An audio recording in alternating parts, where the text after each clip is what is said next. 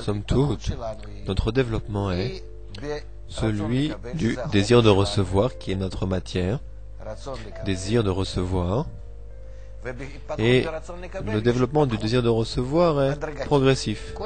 Tout d'abord se développent les désirs physiques, ce que le corps demande.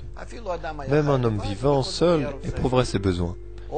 Nourriture, sexe, famille, un toit, tout ce dont le corps a besoin. Ces désirs corporels furent les premiers qui se sont développés dans l'humanité durant les premières générations. Puis vint le développement pour la richesse, l'argent. C'est le deuxième développement. Autrement dit, le désir de recevoir qui grandit, c'est le désir de recevoir, et ça, c'est le temps, l'axe du temps. Après l'argent, vint l'époque pour les honneurs, le contrôle. Puis après arrive le désir pour le savoir, la science. C'est déjà depuis le Moyen-Âge, et particulièrement à partir de la Renaissance, où ce développement s'est poursuivi. Et de nos jours, le désir pour la spiritualité commence à se réveiller. Nous voyons qu'à chaque fois que l'homme vient avec davantage de désir de recevoir, davantage égoïste. Et c'est pourquoi il a fallu cacher toutes les sagesses, afin qu'ils ne s'en servent pas à mauvais escient. Quand arrive le désir de recevoir pour la spiritualité? Lorsque l'homme s'est désespéré de son développement, de ses situations précédentes, et arrive au stade où apparemment rien de ce monde ne pourrait le satisfaire. Et alors il demande: quel est le sens de ma vie? Pourquoi et dans quel but je vis? Quelle est la raison? Quelle est donc toute cette souffrance, etc. Ces questions l'amènent à s'interroger sur la source. D'où vient la vie? Ce sont déjà des questions qui se trouvent au-delà, si on peut dire. Ça, c'est le désir de recevoir corporel, ce qui nous arrive ici-bas, dans ce monde.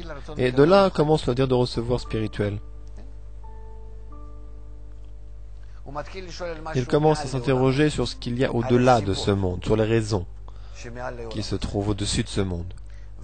Alors, il est dit qu'ici, la sagesse de la Kabbale doit se dévoiler. Pourquoi? Parce qu'elle répond à ces questions, et qu'elle se révélera, et elle permettra alors à l'homme de s'améliorer, lui apportant un soutien et une correction, et après que l'homme se soit réparé, il sera protégé contre son ego. Il ne se nuira pas à lui-même. Il comprendra comment est construite toute la réalité. Il comprendra le monde supérieur ici. Et il connaîtra la guidance du monde supérieur à son égard. Et c'est pourquoi nous nous trouvons à une époque où, précisément de nos jours, il y a une crise générale dans le monde entier.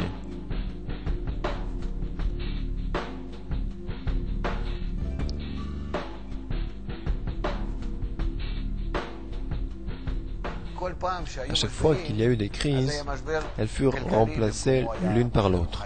Une crise économique par une crise spirituelle, une crise spirituelle par une crise culturelle, pas de crise culturelle alors une crise technologique. C'est ainsi que l'humanité évolua. Cependant, de nos jours, nous sommes parvenus à une situation